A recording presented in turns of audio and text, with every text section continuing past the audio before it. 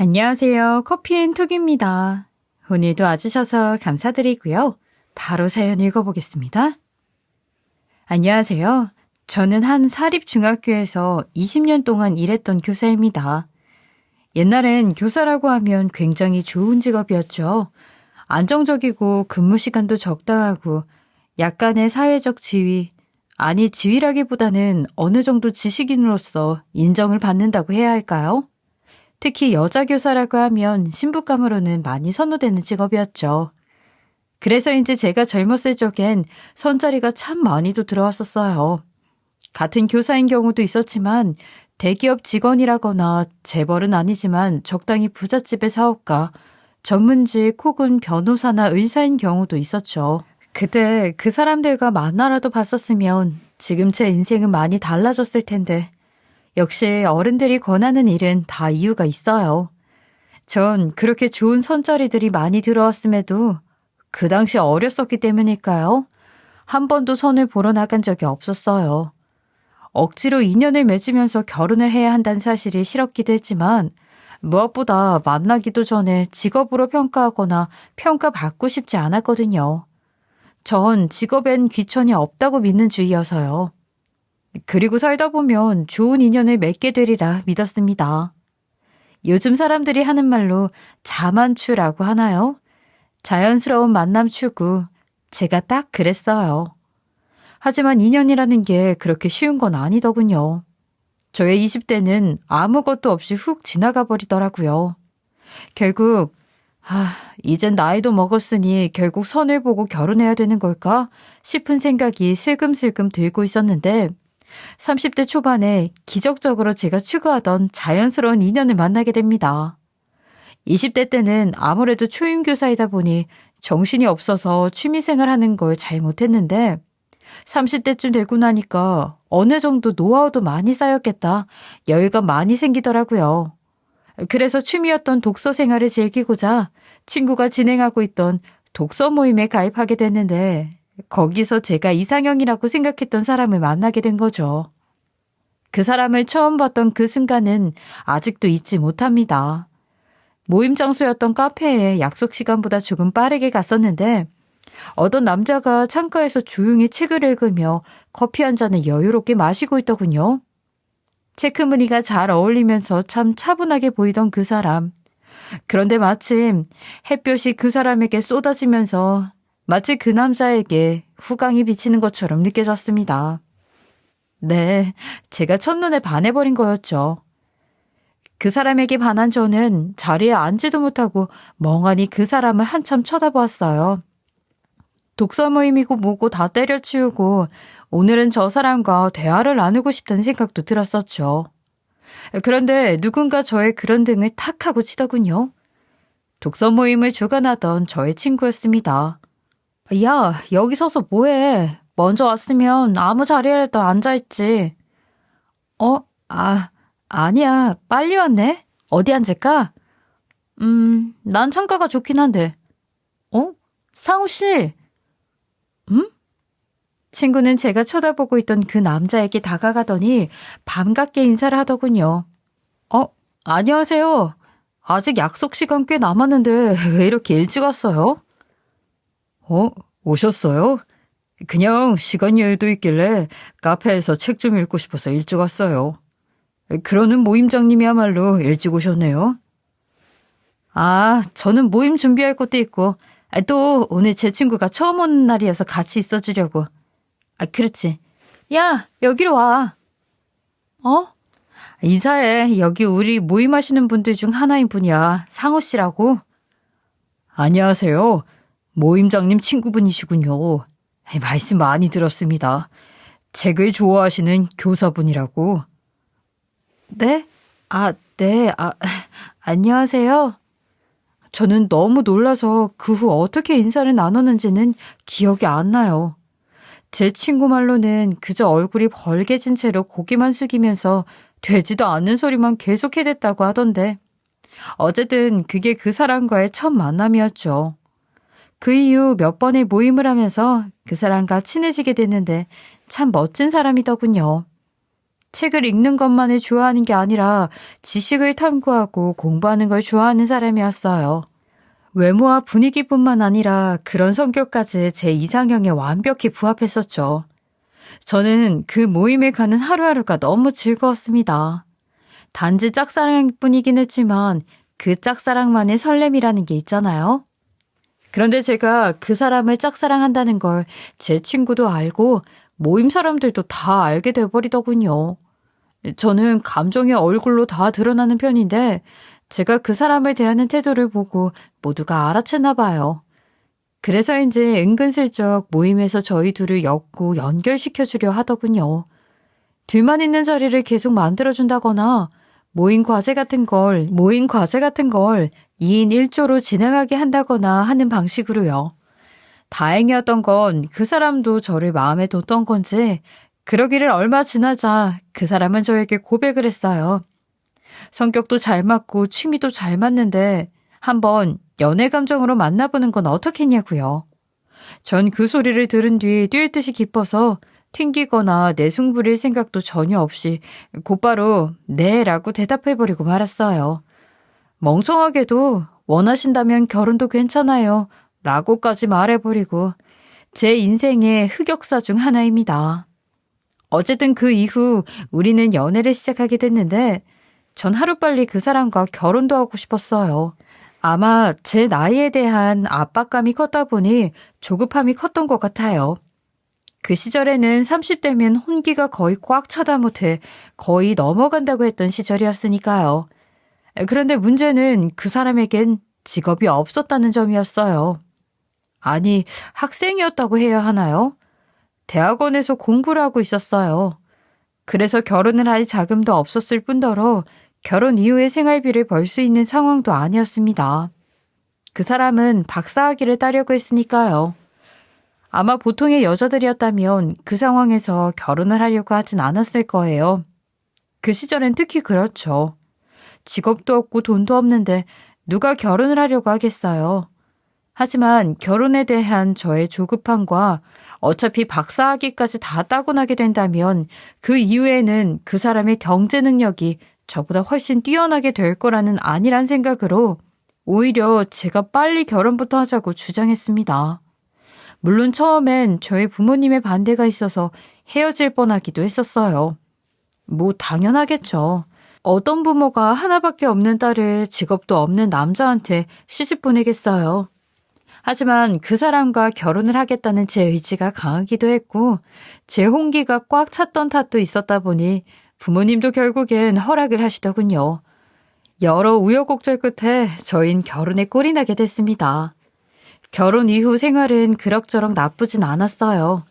물론 제가 모든 생활비를 대야 했고 거기에다가 남편이 박사학위를 딸 때까지 뒷바라지도 해야 했지만 그래도 사랑하는 사람과 결혼 생활을 한다는 건 나름 행복한 일이더군요. 그래서인지 저 혼자 일하며 제가 모든 것을 부담하고 있어도 힘들다는 생각은 딱히 들지 않았어요. 하지만 마냥 행복한 것도 아니긴 했습니다. 경제적인 문제가 아닌 다른 부분에서는 힘들 수밖에 없더군요. 대한민국에 있는 대부분의 여자들이 겪는 고통, 바로 고부 갈등 때문이죠. 시어머니는 교육열이 대단한 분이셨던 데다가 똑똑하다라는 말에 대한 강박관념 같은 게 있었던 분이셨는데 그래서인지 아들이 박사과정을 밟고 있다는 걸 굉장히 자랑스럽게 생각하셨어요. 그래서 경제생활을 제가 혼자 부담하고 있음에도 오히려 저에게 넌 남편 정말 잘 만난 줄 알아 라며 눈치를 주곤 하셨죠. 뭐 그래도 그런 건 그나마 한 귀로 듣고 한 귀로 흘리면 됐었으니까 참을만은 했어요. 그런데 문제는 남편이 박사학위를 따고 난 이후부터 시작이 되더군요. 남편이 박사학위를 따고 나자 그 교육료를 저에게까지 뿜어내기 시작하시더라고요. 아, 부부라는 게 급이 같아야 하는 법이다. 내 아들은 이제 박사학위를 땄는데 너도 그 급에 맞춰야 되지 않겠니? 라고 하시면서 어디 대학원을 목표로 준비하라고 강요하시질 않나. 공립도 아니고 돈만 주면 취직이 되는 사립학교에서 일하는 주제에 넌 네 애들한테 창피하지도 않냐? 라면서 핀잔을 주시질 않나. 그게 한두 번이면 그냥 네 어머님 생각해 볼게요 하고 넘어가는데 만날 때마다 소리소리 하시니 정말 힘들더군요. 제가 어떻게 대학원에 다니고 박사과정을 따나요? 이미 저는 나이가 있고, 나이는 일단 넘어가더라도 선생님이라는 직업이 있고 일을 해야 하는 시간이 있는 사람인데, 거기다가 애도 둘이 있는 상황이어서 육아까지 하느라 정신도 없던 시점이었는데도 시어머니는 그런 건 의지의 문제니 어쩌니 하면서 싹 다 무시하시고 하고 싶은 말만 하셨어요. 그러기를 몇 년을 반복하시는데 제가 지칠까요? 안 지칠까요? 거기다가 생각과는 다르게 남편은 박사학위를 딴 이후에도 딱히 어디에 취직을 한다거나 아니면 교수직을 한다거나 하지도 않았어요. 시간 강사 조금 뛴 적은 있기는 해도 아예 정교수로 들어갈 자리는 없었고 남편이 딴 전공의 박사학위는 취직할 자리도 없어서요. 오로지 제 월급만으로 두 아이를 포함한 결혼 생활을 이어가고 있음에도 불구하고 시어머니가 저러시니 전 결국엔 이혼까지 생각하게 되더군요. 남편에게 시어머니가 계속 저러시면 난 더 못 버틴다. 이혼하자고 했음에도 그 태도가 변하질 않아서 전 이혼 소장 작성까지 하락하기도 했습니다. 하지만 이혼이라는 게 말이 쉽지 막상 하려고 하니 결국 이혼하면 우리 애들은 어떻게 해? 이혼 딱지 붙은 선생님을 애들이 잘 따라줄까? 등 생각할 게 너무 많아지더군요. 결국엔 이러지도 저러지도 못하고 그저 꾹꾹 참아가면서 한 세월을 보내게 됐죠. 속으로 조금만 더 지나서 이혼을 하자. 애들 조금만 더 크면, 애들 조금만 더 크면을 반복하면서요. 그런데 그런 상황에서 남편이 넣은 청약은 또 당첨이 되었어요. 참 웃기죠. 많은 사람들이 청약을 바라고 있고 저 역시 바랬었는데 그럴 땐 청약 당첨 같은 건 되지도 않더니 이혼을 생각하고 있을 때 그런 게 당첨이 된다는 게 청약이라는 거 남편 이름으로 당첨이 됐다 보니 남편 명의로 계약을 해야 되더군요. 하지만 그 돈은 누구의 돈? 제 돈입니다. 전 이혼을 하고 싶어 죽겠는 상황에서 제 돈으로 남편 명의의 아파트를 장만해 준 셈인 거예요. 요즘 말로 현자 타임이라고 하죠. 그때 제가 지금 뭘 하고 있는 건가? 내가 이러려고 스트레스 받아가며 교사직을 그렇게 열심히 했었나 싶은 생각이 드는데 참 인생이란 아이러니합니다. 그런데요, 그 순간부터 저의 인생은 순식간에 나락으로 떨어지게 되었어요. 그 아파트에 들어간 뒤부터 저에겐 상상조차 하지 못했던 일들이 생기더군요. 작게는 학생들과의 문제가 발생해서 징계를 받게 된 경우도 있었고, 크게는 두 아이들이 더 이상 이 세상에 존재하지 않게 되어버렸던 점이었습니다. 우리 아이들 정말 말 잘 듣고 예쁜 아이들이었어요. 말썽 한 번 피운 적도 없었을 뿐더러 엄마 고생한다고 어떻게든 제 손 한 번이라도 덜 가게 하려고 노력하는 어른스러운 아이들이었죠. 그런데 가족여행을 하던 중 고속도로에서 트럭이 졸음운전으로 뒤에서 저희 차를 박으면서 뒷자리에 있던 아이들이 세상을 떠나게 되고 말았습니다. 아이들이 저희를 지켜준 탓이었을까요? 오히려 앞자리에 있던 저나 남편은 크게 다치지는 않았는데 그게 너무 미안했어요. 오히려 저희가 아이들 대신 세상을 뜨는 한이 있더라도 지켜줬었어야 했는데 너무 착한 아이들이라 자기들이 저희를 지켜준 것 같아서 아이 둘을 한 번에 잃은 뒤에 저는 제정신으로 살지 못하겠더군요. 오로지 아이들만 바라보면서 살아가고 있었는데 이혼하고 싶은 것도 꾹 참고 살아가고 있었는데 그런 아이들이 세상을 먼저 떠났으니까요. 저는 휴직을 하고 정신과에 다니면서 치료를 받았습니다. 극심한 우울증 증상, 환각을 보기도 하고 환청을 듣기도 했어요. 정말 힘들었던 시간들이었죠. 그런데 남편은 아이 둘을 잃은 뒤 집보다는 밖으로 싸돌아다니기 시작했어요. 우울증으로 힘들어하는 저를 모른 척 혼자 내버려 두더군요. 뭐 그런 모습이 섭섭하기도 했지만 처음에는 어느 정도 이해를 하기도 했어요. 남편도 집에 있는 게 힘들 거라고 생각했어요. 집에 있을수록 아이들 생각이 더 날 테니까요. 남편도 정신적으로 많이 힘들 테니 저까지 보살피기란 어려울 수도 있겠다는 생각이 들더라고요. 하지만 그건 정말 전혀 쓸데없는 저의 배려였더군요. 알고 보니 남편은 그저 집에 있는 게 힘들어서 그런 게 아니라 새로운 독서 모임을 다니면서 그 모임에 있는 다른 여자와 바람을 피운 거였으니까요.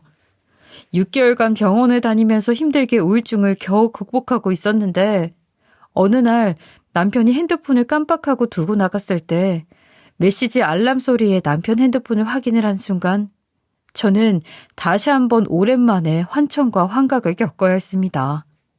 메시지 내용은 이랬어요. 일단 몸조리는 잘하고 있긴 한데 애를 뗀 게 생각보다 몸에 무리가 많이 가더라. 얼른 와서 나 좀 보살펴줘. 물론 자기도 자기 애를 뗀 게 많이 슬프겠지만 우리 상황에서 어떡하겠어.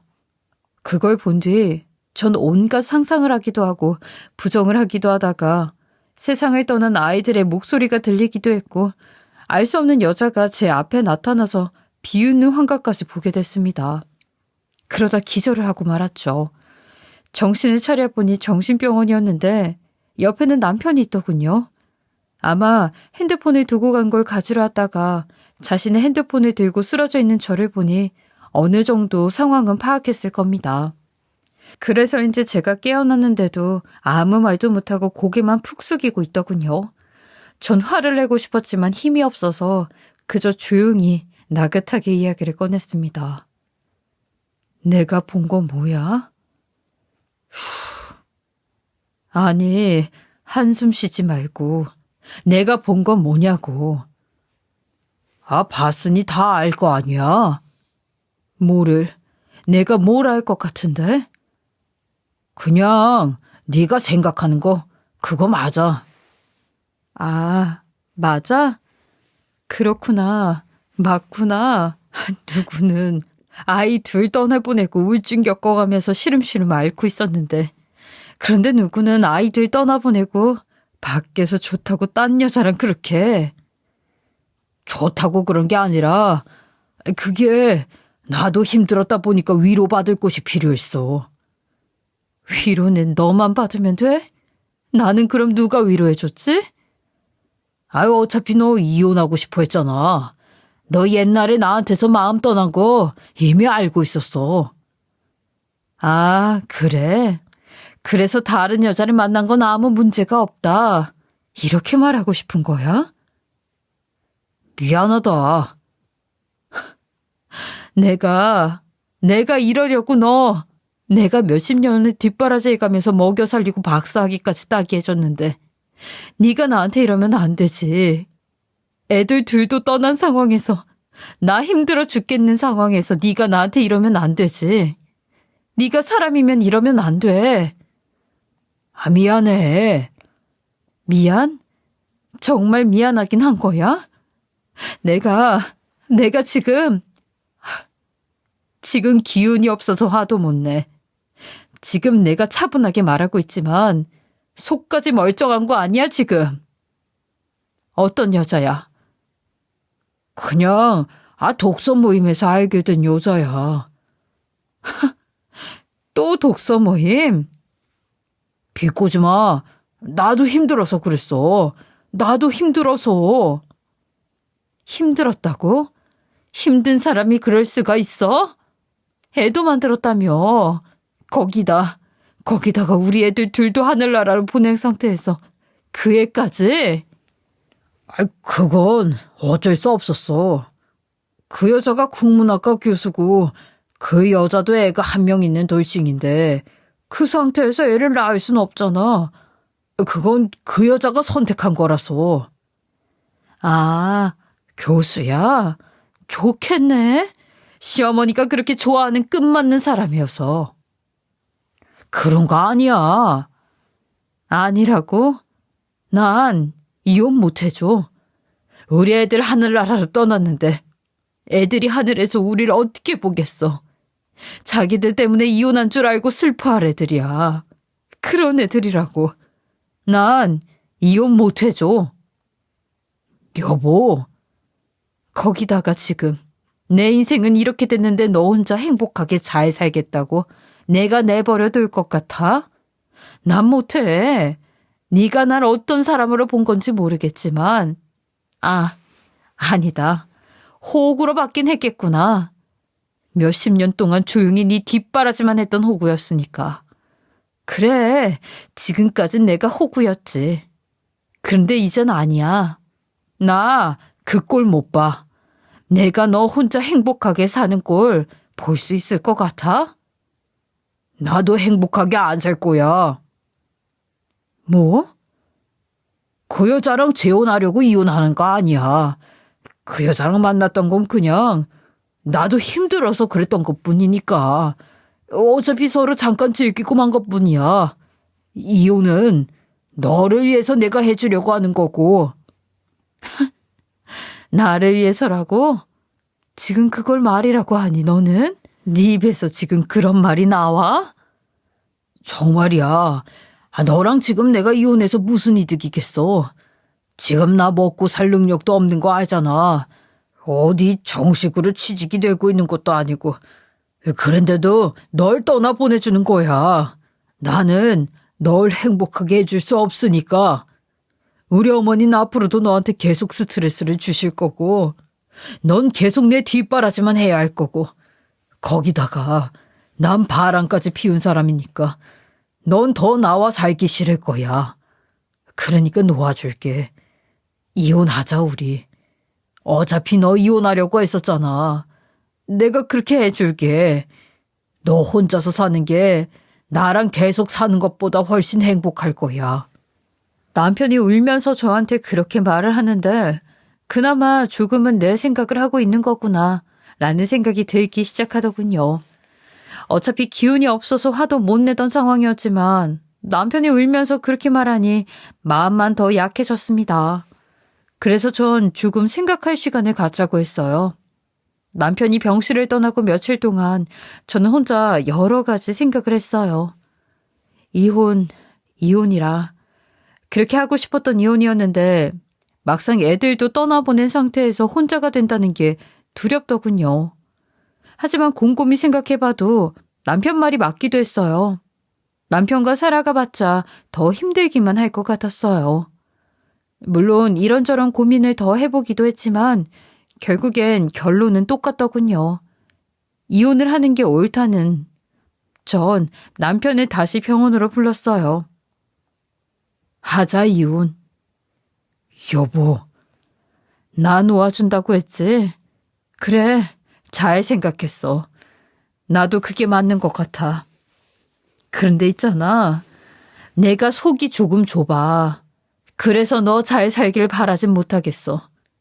결혼하고 나 혼자 고생만 하면서 살았는데, 그리고 사랑하는 애들 둘까지 잃었는데 너 혼자 행복한 꼴은 못 봐.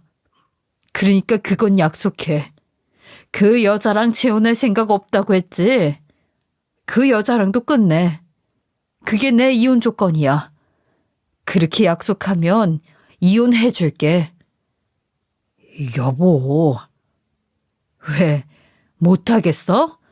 역시 그 여자랑 재혼할 생각이니? 아니야. 절대 아니야. 걱정하지 마. 그 여자랑 재혼할 생각 꿈에도 없으니까. 그냥 난 당신이 행복하기만 바랄 뿐이야. 나 때문에 많이 힘들었으니까 앞으로는 부디 행복하게 살아. 그동안 정말 많이 미안했고, 미안했어. 그러지 마. 괜히 지금 와서 그러면 나 마음 약해지니까. 뭐 바람 피운 건 당신도 힘들어서 그랬던 걸 테니까 이해는 해줄게. 결혼하고 나한테 잘해준 게 하나도 없었던 건 이해 못 해주지만. 알았어. 어쨌든 병원에서 편하게 푹 쉬어. 이혼 준비는 내가 알아서 하고 진행할게.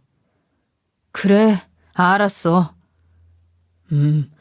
그럼 몸조리 잘하고 일단 이혼이 끝날 때까진 뭐 계속 몇 번 보긴 해야 하니까 지금 작별 인사는 하지 말자. 괜히 민망해지잖아. 그렇지? 어쨌든 남은 기간에는 남편으로서 최선을 다할게. 그 이후로 남편은 이혼 준비라는 이유로 몇 번 병원에 찾아오기도 했지만 간호를 이유로도 몇 번 찾아왔어요. 참나, 원래 이럴 수 있는 사람이었으면 진작 잘하지. 진작 시어머니와의 관계에서 중간다리 역할 좀 잘해주고 일을 못 구하겠으면 집안일이라도 좀 잘해주고 나한테 애정이라도 잘 쏟아주고 그러지. 하물며 내가 우울증이 생겼을 때라도 옆에서 날 잘 지켜주지. 뭐 이런 생각들이 들면서 마음이 약해지기도 하더군요.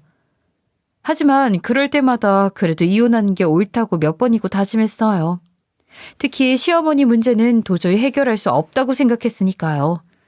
어차피 남편도 이혼을 할 생각이니까 미안함의 마지막으로 잘해주는 걸 테니 큰 의미 부여하지 말자. 그저 좋게 헤어지면 좋은 거지 라고 생각하기로 했어요. 그런데 말이에요, 여러분. 사람은 한순간에 변하질 않아요. 그리고 누군가가 갑자기 착해졌다? 혹은 누군가가 나한테 갑자기 잘해준다? 어떤 이유로든 절대 믿지 마시길 바랍니다. 적어도 100% 그 사람을 신뢰하지는 마세요. 대부분의 경우에는 무슨 꿍꿍이가 있어서 그런 게 확실해요. 지금 생각해도 온몸에 소름이 돋네요. 그걸 깨닫게 된 건 시어머니가 병원에 찾아왔을 때였어요. 그렇게 병원에서 입원한 채로 보내던 중 하루는 시어머니가 병문안 일합시고 병원에 오셨더라고요. 너네 이혼한다면서? 네, 어머님. 그래, 급이 안 맞으면 이혼하는 게 맞아. 그러게 내가 진작 박사학위 너도 따라고 했었잖니? 어머님. 네가 박사학위 땄어 봐라. 내 아들이 너랑 이혼을 하려고 했겠니? 어머님, 그게 아니라 사람은 지식을 잘 쌓아야 돼. 그래야 어딜 가서도 인정받고 높게 쳐주는 거야. 세상이 그래, 세상이. 돈으로도 사람 평가하고, 지식으로도 사람 평가하고, 외모로도 사람 평가하고. 어머님, 왜? 저 좀 피곤해서요. 지금 좀 힘들어서 그런데 자야 할 것 같아요. 그래? 이 시어머니가 그래도 그동안 정이 있어서 병문안 와줬더니만. 제가 좀 몸이 안 좋아서요, 어머님. 죄송해요. 에휴, 그래, 됐다. 내가 너랑 뭔 이야기를 하겠니? 그래, 난 이만 간다. 어쨌든 몸조리 잘하고 일 잘 해결하렴. 시어머님 그렇게 말씀하시고 나가셨어요. 정말 한숨이 저절로 쉬어지더군요. 어떻게 마지막까지 사람이 저러는 건지 정말 진절머리가 났습니다. 머리가 지끈지끈 아파지는 게 여기서 정신을 제대로 차리지 않으면 또 환청이 들릴 것 같아서 저는 화장실에 가서 세수라도 해야겠다고 생각을 했죠. 그래서 아픈 머리를 부여잡고 화장실에 간 순간 방금 전에 들었던 익숙한 목소리가 들려오더군요. 걱정 마세요, 사돈. 결혼식 준비는 완벽하게 다 끝났어요. 네? 에이, 고생은요 무슨.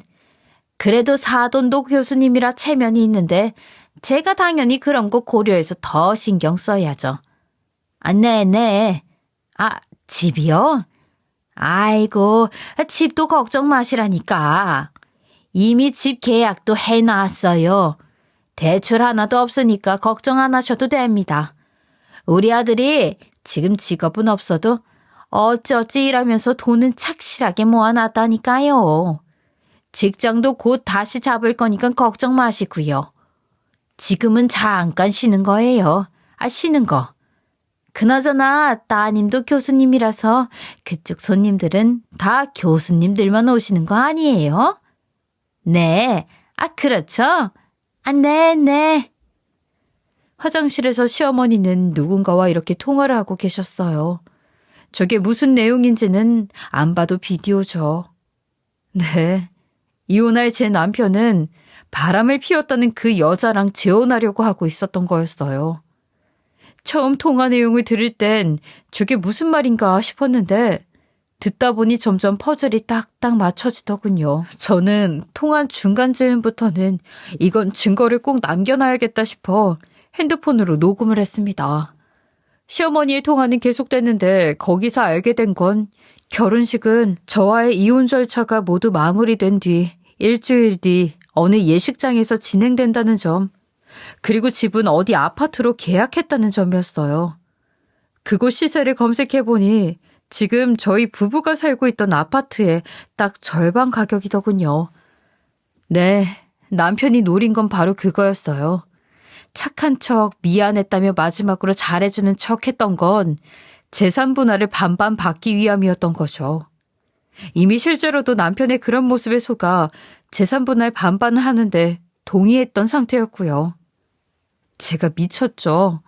다 제 돈으로 산 아파트였는데 끝에 와서 조금 잘해줬다고 그렇게 해줬다니. 그때 느낀 배신감 정말 말로 표현하기 힘들 정도입니다. 분노가 머리끝까지 차오르는데 순간 혈압이 올라서 죽는 게 아닐까 싶었어요. 그런데 사람이라는 게 참 신기해요. 분노가 정말 극에 달하면 사람이 머리가 맑아지고 차분해지더라고요. 우울증이고 뭐고 그런 건 한순간에 싹 가시는 듯하면서 이걸 어떻게 해줘야 할까란 생각에만 집중하게 되었어요. 이혼을 안 해버려? 아니야. 어차피 이혼은 해야 해. 그럼 재산 분할을. 아니, 그 전에 결혼식 때 어떻게 할지부터 고민해보자. 결혼식을 멀쩡히 하게 둘 수는 없지. 그렇고 말고. 그렇다면 전 몇 날 며칠을 고민하면서 복수 계획을 세웠어요. 그렇게 해서 완성된 복수 계획은 스스로도 미소가 나올 정도로 완벽하다는 생각이 들었죠. 우선 일단 남편에게 제가 그러한 사실을 알게 됐다는 건 눈치채지 못하도록 했어요. 하지만 이유는 잠깐 고민이 된다면서 차일피일 미루고 재산 분할에 대해서도 이런저런 일로 고민이 된다면서 다시 생각해보자고 했죠. 그때 남편은 순간적으로 똥 씹은 표정을 지었다가 다시 착한 척을 하면서 어떻게든 원래 계획했던 대로 이혼하려고 유도를 하더군요. 안절부절 못하기도 하면서 그러는데 참 진실을 다 알고 있는 저는 우습게 보이기도 하고 고소하기도 했어요. 그렇게 남편을 가지고 놀다가 결혼식 다음 날로 이혼 예정일을 바꿔버렸죠. 남편은 그나마 그 정도면 어떻게 처리가 가능하다고 생각한 건지 안도를 하면서 알겠다고 하더군요. 뭐 가장 중요한 재산 분할은 반반하기로 했으니까요. 일단 남편 앞에서는 말이에요. 그러다가 남편의 결혼식, 아니 재혼식이 진행되는 날 저는 남편의 재혼식에 근조 화환을 20개 조금 넘게 보냈습니다. 그리고 그 화환에는 모두 우리 아이들 이름을 적은 뒤 아빠 재혼하니 좋아? 엄마는 병원에 있는데 뭐해? 이 사람 재혼인 거 모르시죠 여러분들? 우리 아빠 직업도 집도 없는데 재혼은 어떻게 하려고? 등등의 멘트들로 모든 사실을 폭로해버렸죠. 저는 병원에서 외출을 나와 그 화환들을 보는 하객들을 지켜보는데 다들 이게 어떻게 된 거냐며 당황해하더라고요. 결혼식의 주인인 제 남편과 그 불륜 관계인 여자 그리고 양가 부모님들도 처음에는 몰랐다가 나중에서야 그 화환을 발견하고 난리가 났습니다. 처음에는 조용히 얘기를 나누는 듯 보이더니 나중에는 소리를 지르고 싸우고 그 어떤 결혼식보다도 소란스러운 결혼식이 아니었을까 싶더군요. 그리고 곧 사회자가 이렇게 말했어요. 금요일 결혼식은 피치 못할 사정으로 취소하게 됐으니 하객 여러분들은 내신 축의금을 돌려받고 돌아가시길 바랍니다.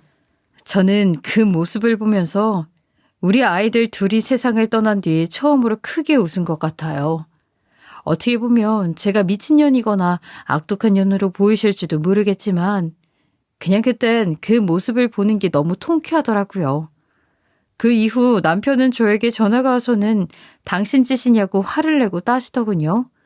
그동안 병원에서 잘해주던 모습은 온데간데 사라졌는데 오히려 그 모습을 보고 나니 속이 시원했어요. 내 짓이냐니? 왜? 무슨 일이 있었어? 혹시 뭐 결혼식 같은 거 진행하고 그러는데 이상한 근조아온 오고 그런 건 아니지? 아니었으면 좋겠는데. 이렇게 답변을 해줬더니 남편은 더 미쳐서 결길이 날뛰더군요. 저는 그래서 너무 화내지 마. 이걸로 끝이 아니니까. 이혼은 약속대로 내일 진행하긴 할 건데 재산 분할은 그대로 못 해주겠네. 그거 다 내 돈이잖아. 당신이 이날 이때껏 돈 한 푼 번 적 있어? 없잖아. 그거 다 내 거야. 상황이 이렇게 됐으니 그렇게 못 해주겠는 내 안타까운 심정은 이해하지? 아무리 당신 명의로 되어 있더라도 그 돈이 누구 돈인지는 증거로 다 나오니까 걱정하지 마. 그건 내가 소송을 걸어서라도 내 집 만들 거야. 아, 집도 팔려고 가계약 걸려있던 건 내가 취소해놨으니까 그것도 걱정하지 말고. 이제 어떡해? 새로 산 집 대출받아서 잔금까지 다 치렀던데. 뭐 알아서 잘 갚아나가 봐. 열심히 하면 어떻게든 되겠지. 파이팅! 이렇게 말한 뒤 뭐라뭐라 또 말하려는 남편의 말을 무시하고 전화를 바로 끊어버렸어요. 그 이후 저는 남편에게 약속한 대로 소송을 진행했어요. 결혼에 대한 생활금 그리고 집에 대한 자금 출처에 대한 근거는 모두 명확하게 있었고 저는 쉽게 승소했습니다. 남편과 시어머니는 그 대출금을 갚으며 남은 일생을 살아가게 됐죠. 또 한 가지 남편과 결혼을 하기로 했었던 그 여자는 저를 찾아와서 사죄를 하더군요. 자신도 남편에게 속아서 재혼인 줄도 몰랐고 저에게 너무 폐를 끼쳤다고요. 뭐 나쁜 사람은 아니더군요. 그래서 남편에게 속은 거기도 했겠죠. 그러고는 결혼식 날 오셨던 하객분들 중 대부분이 교수님들이라 남편은 이제 절대 교수직에는 발 담그지 못할 거라고 하더군요. 웬만한 곳 취직도 인맥상 안 될 테니 걱정하지 말라고 그놈 행복한 꼴 못 보게 해주는 걸로 저의 용서를 바란다고 하는데 참 고소했어요. 뭐 그렇게 된 이상 이젠 그렇게 좋아하는 박사학위 들고 아주 작은 기업에 들어가서 일하든 어쩌든 하겠죠. 이 사연도 꼭 볼 수 있었으면 좋겠네요. 빚 갚느라 바빠서 이거 볼 시간도 없으려나요? 저는 이제 우울증은 극복하고 학교에 다시 잘 다니고 있어요. 다시 생각해봐도 마음 아픈 점들은 아직 남아있지만 그래도 괜찮아요. 전 열심히 살아갈 거예요. 특히 하늘나라에 먼저 가 있는 우리 아이들이 제 걱정을 하는 일이 없도록 잘 살아가도록 하겠습니다. 여러분들도 많은 응원 부탁드릴게요. 감사합니다. 지금까지 커피앤톡이었습니다. 오늘도 끝까지 함께 해주셔서 감사하고요. 다음 영상으로 또 찾아뵙겠습니다.